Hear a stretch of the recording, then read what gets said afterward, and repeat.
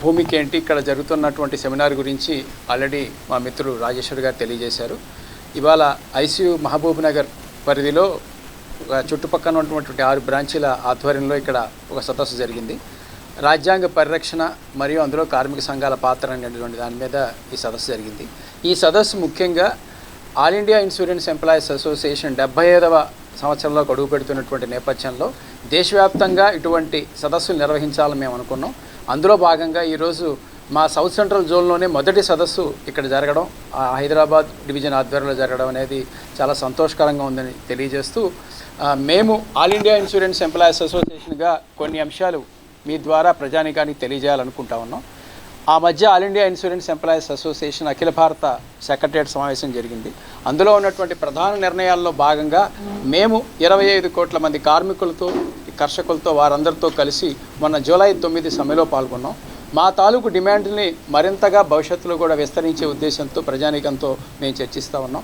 మొదటిది, ఈరోజు ఉన్న ప్రభుత్వ రంగ బీమా రంగ మనుగడకి ఇబ్బంది కలిగించేటువంటి అనేక చర్యలు తీసుకుంటూ ఉంది. దానికి మేము వ్యతిరేకంగా మేము దేశవ్యాప్తంగా ఉద్యమం చేస్తూ ఉన్నాం.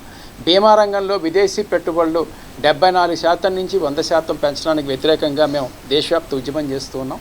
అలాగే బీమా చట్ట సవరణల పేరుతో బీమా రంగ మనుగడకే ఇబ్బంది కలిగించేటువంటి అనేక ప్రతిపాదనలు ముందుకు రాబోతూ ఉన్నాయి.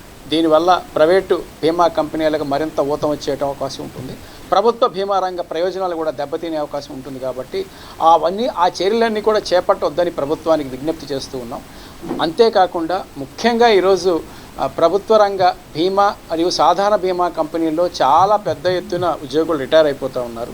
నియామకాలు చాలా తక్కువగా ఉన్నటువంటి నేపథ్యంలో నియామకాలు తక్షణమే చేపట్టాలని కూడా మేము డిమాండ్ చేసాం. మొన్న మేము జూలై 9 సమ్మెలో కూడా మా ప్రధాన డిమాండు నియామకాలు చేపట్టాలని, మరియు 1/4/2010 నుంచి ఏదైతే అమలు జరుగుతూ ఉందో న్యూ పెన్షన్ స్కీమ్ అనే దానివల్ల ఉద్యోగులు చాలా పెద్ద ఎత్తున ఇబ్బందులు పడుతూ ఉన్నారు.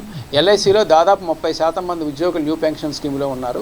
వారందరికీ 1995 పెన్షన్ స్కీమ్ ఇవ్వాలని కూడా డిమాండ్ చేస్తూ ఉన్నాం.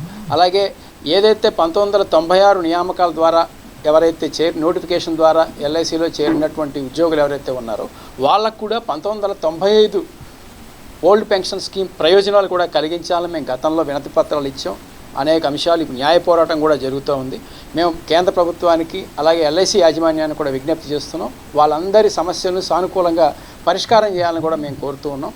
అలాగే ఈరోజు ఐడిబిఐ బ్యాంక్ అనేది ప్రైవేటీకరణకు వ్యతిరేకంగా ఐడిబిఐ ఉద్యోగులు చేస్తున్నటువంటి పోరాటానికి కూడా మేము మద్దతు తెలియజేస్తూ ఉన్నాం. గతంలో ఐడిబిఐ బ్యాంకుని ఎల్ఐసి చేపట్టడం ద్వారా, మెజారిటీ షేర్లు కొనుగోలు చేయడం ద్వారా ఐడిబిఐ బ్యాంకు తాలూకు అస్తిత్వాన్ని మరింతగా పెంచింది ఎల్ఐసి. వాడి పురోగతి బాగా పెరిగింది, లాభాలు వచ్చాయి. ఇప్పుడు అలాంటి బ్యాంకుని ఎల్ఐసి నుంచి లేదా గవర్నమెంట్ చేతుల్లోంచి ప్రైవేటు బ్యాంకులకు ఇచ్చేయడం కూడా సరికాదని చెప్తూ, భవిష్యత్తులో సాధారణ బీమా కంపెనీల మిలితానికి కూడా ప్రభుత్వం ఒక సానుకూలమైన నిర్ణయాన్ని తీసుకోవాలని కూడా ప్రభుత్వాన్ని మేము డిమాండ్ చేస్తూ ఉన్నాం. ప్రభుత్వ రంగ బీమా ప్రయోజనాలు కాపాడమే లక్ష్యంగా మా యొక్క పోరాటం కొనసాగుతుంది. అలాగే ఈ సంవత్సరం platinum Jubilee of all India insurance employees association నేపథ్యంలో దేశవ్యాప్తంగా సదస్సులు, మా యూనియన్ తాలూకు విశిష్టతని చాటి చెప్పేటువంటి అనేక అంశాలతో మేము ప్రచార ఉద్యమాన్ని కూడా తీసుకురావడానికి కూడా సిద్ధంగా ఉన్నామని, ప్రజానీకం మా యూనియన్ తాలూకు విశిష్టతని గమనించాలని, మేము ఏదైతే డిమాండ్స్ ఈరోజు ప్రభుత్వం ముందు పెడుతున్నామో వాటిని సానుకూలం అయ్యేలాగా ప్రభుత్వం మీద కూడా ఒత్తిడి తీసుకురావాలని మీ ద్వారా